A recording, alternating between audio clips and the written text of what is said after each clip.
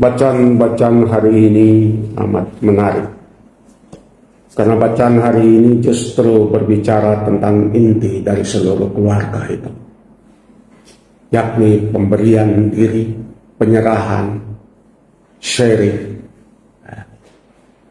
Dan persembahan yang paling besar, sharing yang paling besar adalah ketika kita mampu memberikan diri kita. Paus ketika dalam kunjungan ke Indonesia, dalam pembicaraan dengan para imam, dia bilang begini, ketika kita memberi sesuatu kepada orang, tetapi kita tidak menyentuh tangan orang itu, kita tidak memberi apa-apa. Dan sangat dalam ketika dia mengatakan demikian. Kadang barang yang nyampai, tetapi relasi nggak ada. Kadang yang ditampakkan itu barang, tetapi relasi pribadi, ketika kita bisa menyentuh tangan orang, hampir tidak ada. Dan dalam bacaan pertama kita mendengar kisah seorang yang punya, yang mengharapkan dan merindukan akan seorang anak, Hana. Dia menangis sampai Samuel pikir ini perempuan yang mabuk. Maka dia bilang, pagi-pagi kau sudah mabuk di sini. Tapi dia bilang, bukan saya mabuk. Saya lagi sedih. Saya lagi berdoa dengan sangat. Semoga Tuhan memberikan saya seorang anak.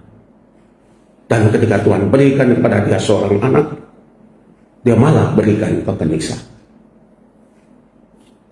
Coba punya anak tunggal jadi imam. Susahnya minta ampun. Selalu bilang, jangan deh. Bukan hanya anak tunggal, anak 2, 3 saja susah kasih ke seminari. Alasannya macam-macam. Tapi kalau kita kikir sama Tuhan yang memberi kehidupan, tidakkah kita juga kikir terhadap orang-orang di sekitar kita? Ketika kita tidak bisa memberikan sesuatu yang teramat berharga kepada Tuhan, tidakkah kita juga bahkan punya perhitungan dalam pemberian kepada orang lain? Inti dari seluruh keluarga dan pembangunan keluarga adalah pemberian. Pemberian diri seutuhnya. Ketika suami istri memberikan diri mereka seutuhnya, kehidupan terjadi. Seorang anak penuh kasih akan lahir dari kehidupan penuh pemberian diri. Dan ketika keluarga itu bertumbuh di dalam pemberian diri, dia dilatih untuk memberi diri mereka, dilatih untuk berkorban dan memberikan apa yang ada yang mereka punya untuk berbagi satu sama lain. Lalu rumah menjadi tempat di mana anak belajar untuk berbagi kepada orang lain. Coba frater tanya sama diri frater, kenapa frater mau jadi imam pertama? Semua itu dari suatu teladan. Boleh jadi dari seorang ibu yang mengalami banyak kesulitan dalam hidup, tetapi tetap setia kepada gereja. Ibu yang mungkin selalu ke gereja, ibu yang selalu berbicara dengan pastor, menghormati pastornya. Atau kita bertemu dengan seorang imam yang memberikan diri seutuhnya. Disitulah kita belajar untuk memberi. Semua pelajaran itu tidak datang dari langit. Pemberian diri dari Yesus, memberikan diri seutuhnya, memperhatikan orang kecil, semuanya itu datang dari suatu keluarga yang selalu memberi. Kita ingat bagaimana Yesus, bagaimana Maria ketika mendengar kisah Elizabeth mengandung dan sudah dalam bulan yang ke-6. Dibilang dalam kitab suci, bergegas-gegaslah Maria ke pegunungan Yudea.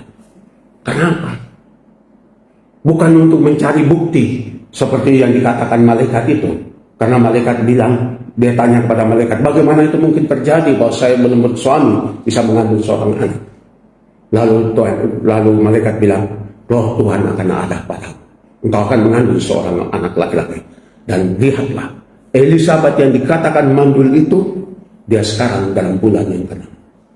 Maria pergi bergegas ke sana bukan untuk membuktikan perkataan malaikat. Tidak. Karena dia tahu ini orang tua, ini perempuan tua.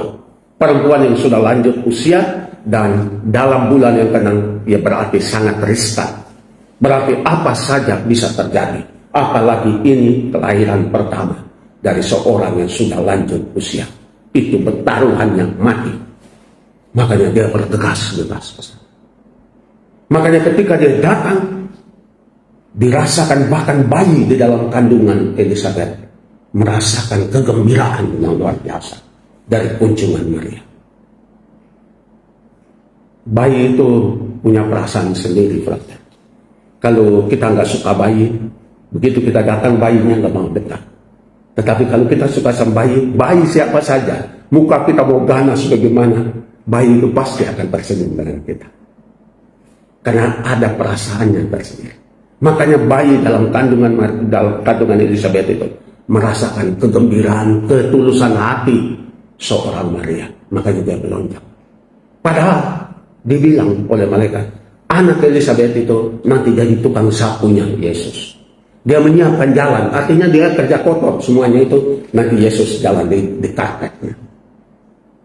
Tetapi kerendahan hati seorang ibu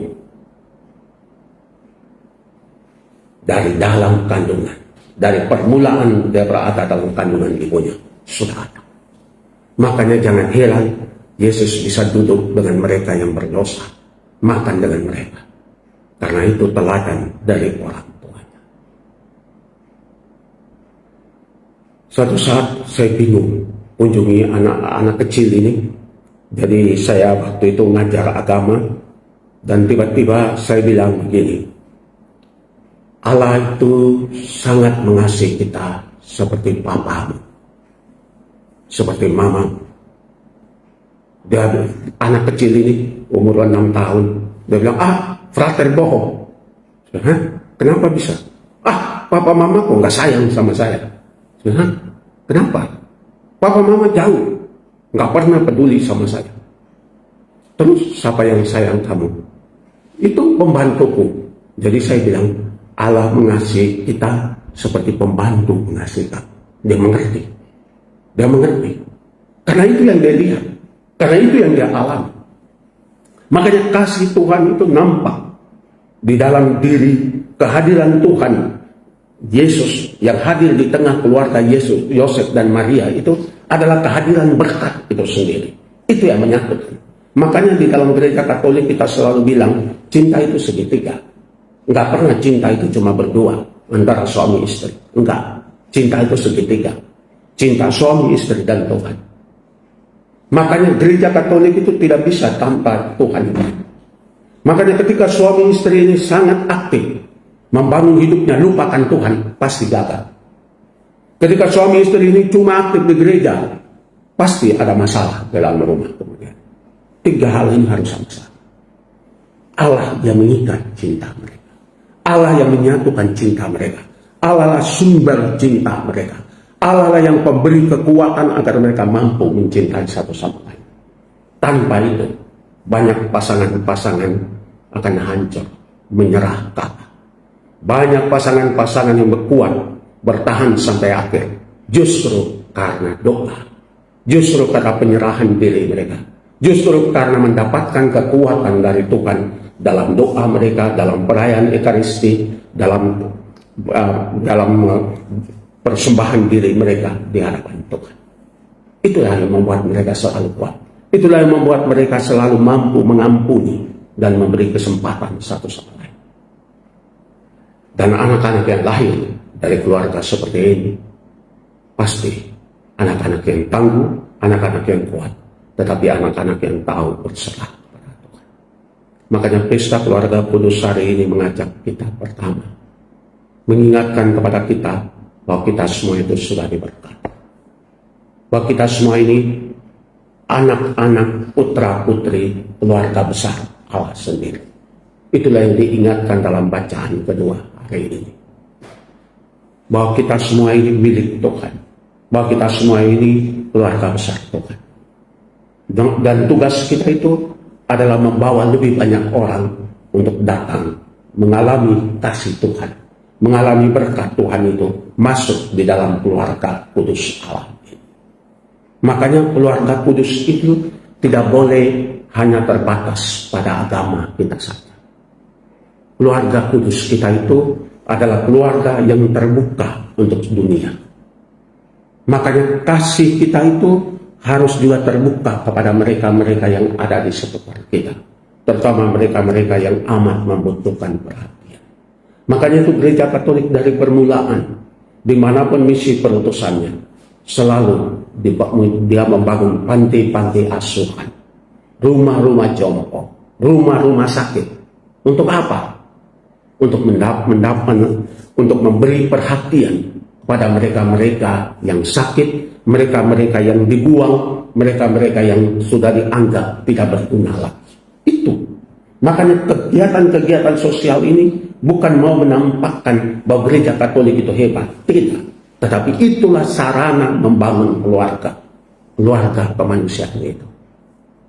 Kemarin dalam renungan saya bilang bagaimana Natal tahun ini Paus memberi pesan secara sederhana ketika dia membungkus bayi Yesus dengan kain sorban, hitam putih, kain Timur Tengah, kain Palestina yang dipakai. Kain itulah yang dia pakai untuk membungkus Yesus. Sebagai pesan bahwa di tanah kelahiran Yesus, orang tidak saling membungkus lagi. Orang saling menghancurkan. Orang saling bertikai. Dan pada ujungnya yang selalu menjadi korban adalah anak-anak kecil.